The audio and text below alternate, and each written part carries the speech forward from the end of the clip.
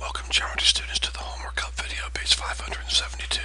Let's go ahead and get started with these numbers, or these problems, right away. Okay, the directions for numbers 4, 5, and 6 say round your answer to the nearest tenth. Okay? Now, in this triangle, the first thing... Alright, let's see what just happened here, guys. Hold on a second. Alright, in this problem here, notice they want us to solve for a missing angle. Please also notice that we know two angles. One angle is 19 degrees, the other angle is 90 degrees. So it's very easy to find this third missing angle. Add 19 plus 90 and you will get 109. So this angle here has to be an angle that adds up to 180 degrees. So I'm going to take 180 degrees minus 109 and I will get 71 degrees. Okay, so the answer is 71 degrees. Okay, moving on to number 5. Notice in number 5 we have a right triangle. So because we have a right triangle, we're allowed to use Pythagorean's theorem, okay? So, because we're allowed to use Pythagorean's theorem, that's what we're going to do to find the third missing side. Listen, students, anytime you have a right triangle and you know two sides, you can find the third side very quickly using Pythagorean's theorem. Here's your right angle. So this over here is called your hypotenuse. Okay? So one leg is 5, the other leg is 4, and your hypotenuse is h. 5 times 5 is 25. 4 times 4 is 16. 25 plus 16 is 41. Let me get my calculator real quick here and type this in to my calculator. Square root of 41 is 6.4. So the answer would be 6.4. Moving on to number 6. Now, notice here we're missing a side again, and we know two sides, and we have a right triangle. So once again, Pythagorean's theorem. Okay. Now, we know the hypotenuse is 13, and we know one of our legs is 9. It doesn't matter if you put the 9 here or if you put the 9 here. That's irrelevant, okay? I'm going to put the 9 here and leave this L squared. Well, I guess I should put X, because that's really the side I'm looking for, is X squared. Alright, now, 9 times 9 is 81. 13 times 13 is 169. Now bring the 81 over and make it negative. So bring the 81 over and make it a negative 81. When you do that, you're going to come up with 88. Then take the square root of both sides. The square root of x squared is x, and the square root of 88 is 9.4.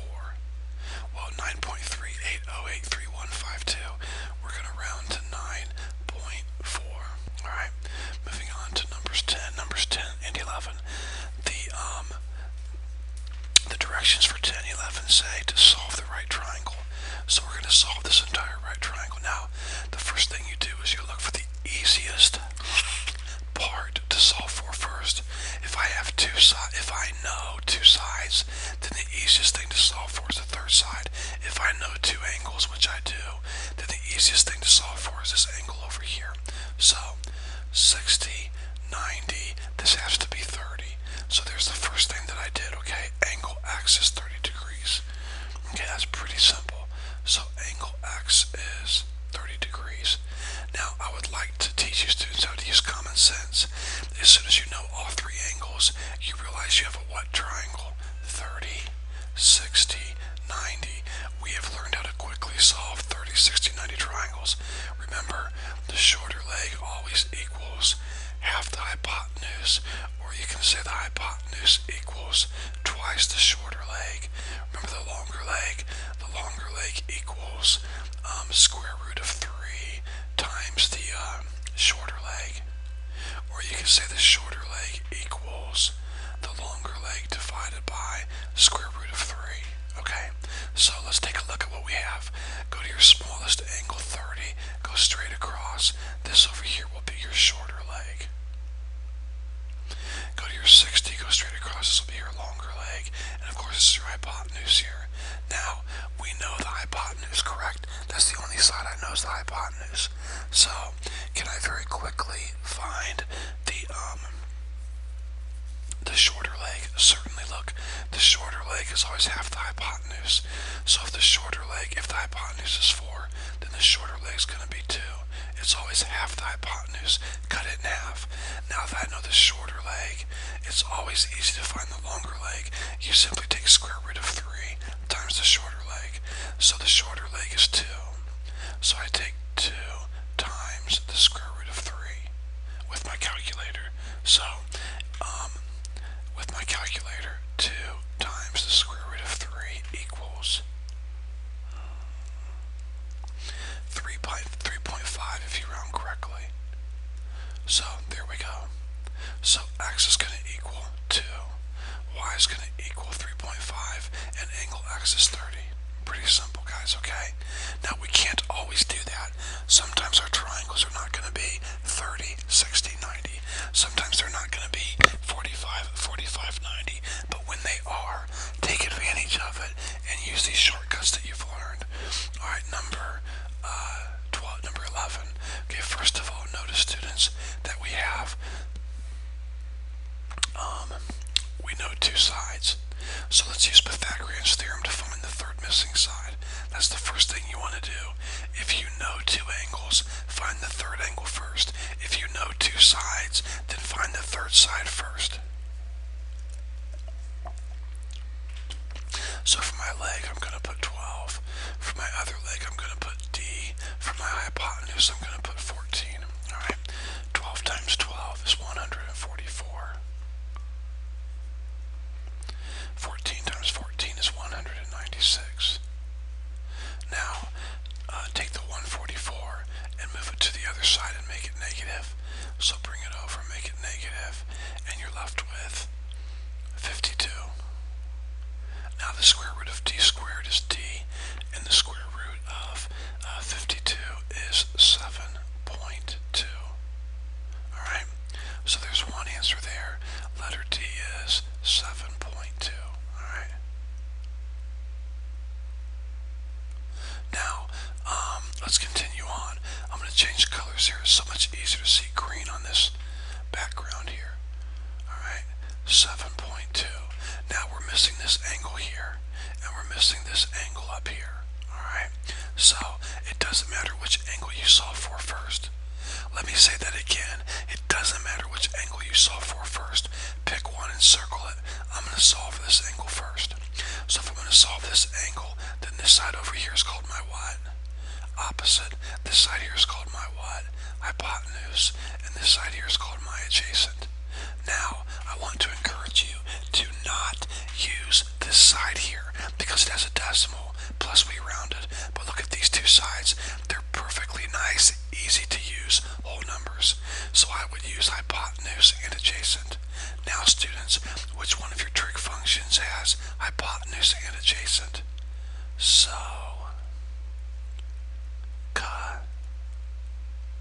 TOA. Which one of these has adjacent and hypotenuse in it?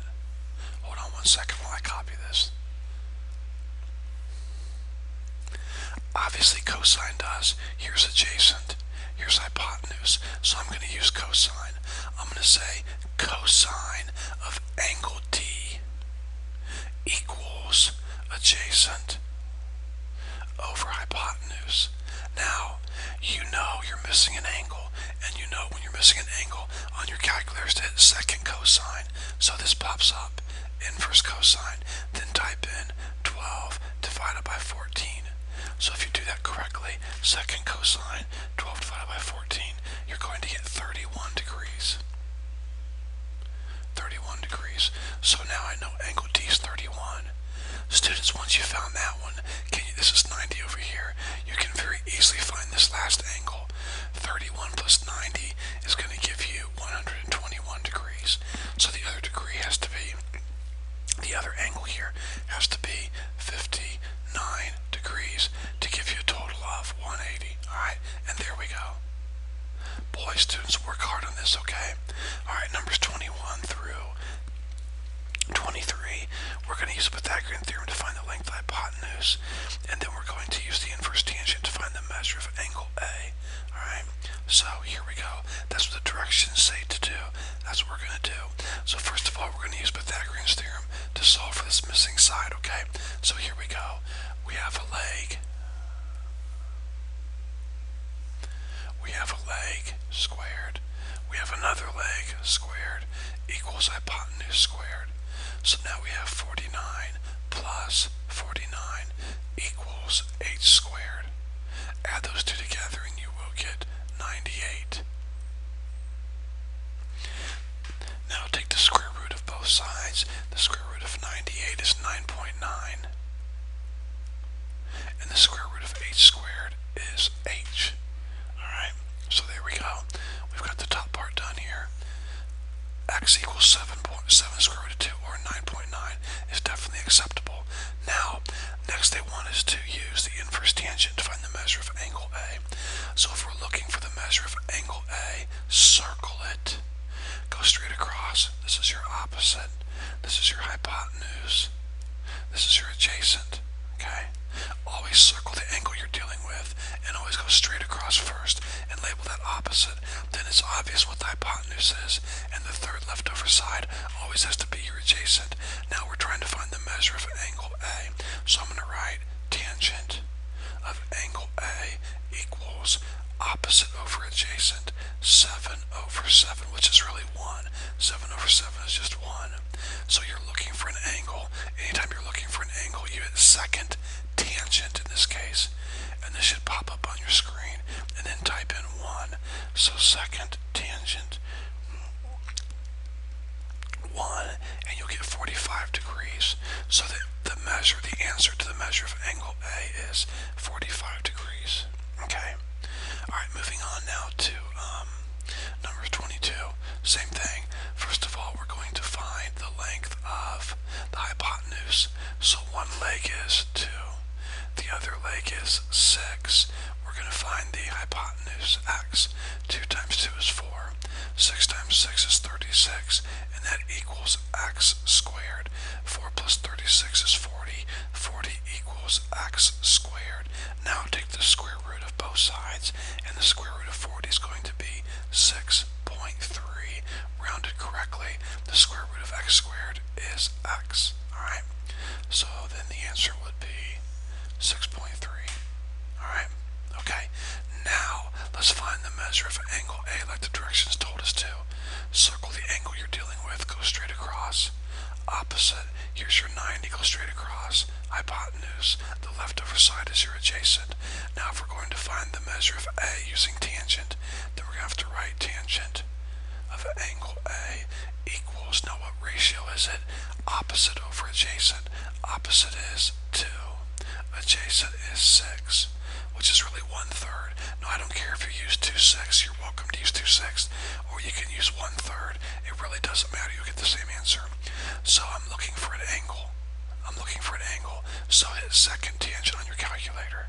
This will pop up. Now some of your calculators are different, so whatever works for your calculator, okay, to get this to pop up. And then hit enter, and the answer is going to be 16.7. Alright? No, I don't think that's correct. Hold on one second. No, 18.4. The answer is going to be 18.4. So angle A equals 18.4 degrees. Alright? So there we go. Moving on to number 23. Alright, still doing the same directions. We're going to find the hypotenuse first. So I have one leg that's 20. I have another leg that's 21. And that equals x squared. 20 times 20 is going to give you 400. 21 squared is going to give you 441. Add those two together and you will get 841.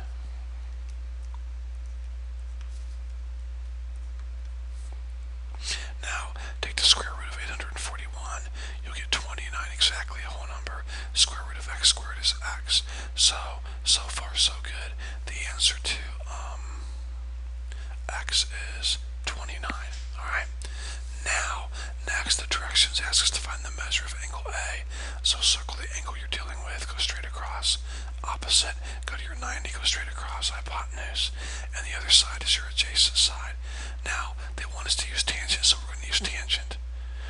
Tangent of angle A equals opposite over adjacent, 20 over 21.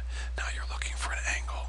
Anytime you're looking for an angle, you use the tangent to the negative 1. We call that inverse tangent. So inverse tangent of 20 divided by 21. Okay? And if you type that in correctly, you will get 43.6 degrees. Okay? 43.6 degrees. Moving on now to numbers 24 through 29. The rest of the homework assignment is calculator work. So with your calculator, you notice right away you're looking for an angle. So hit second sine, or make sure you get inverse sine, and then type in 0.75 like this. If you do that correctly, you will get out 48.6 degrees. Number 25. Notice once again we're looking for an angle, cosine of angle A. If you're looking for an angle, you use the inverse cosine button. So inverse cosine of 0.1518. Okay? Type that in, hit enter, and you will get out 81.3 degrees. Moving on to number 26. We're looking for an angle. Anytime you're looking for an angle, you use the inverse button. So sine inverse of 0.6.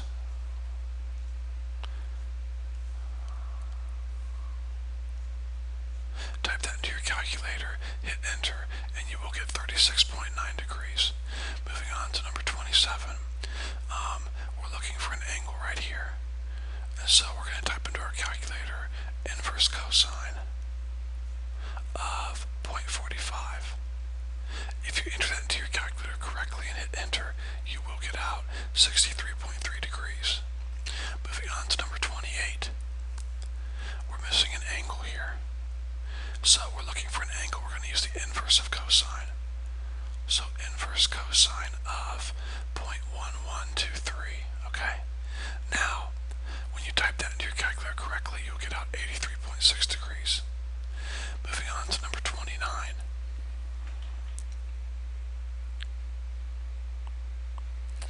Notice we're looking for an angle here, angle A. So if we're looking for an angle, we're going to use the inverse. So inverse sine of 0.6364. And then if you enter that correctly into your calculator, hit enter, you will get 39.5 degrees. Okay? Guys, the homework assignment is not too super difficult. I hope it's making sense to you guys. If you have any questions, please do not hesitate to call or email.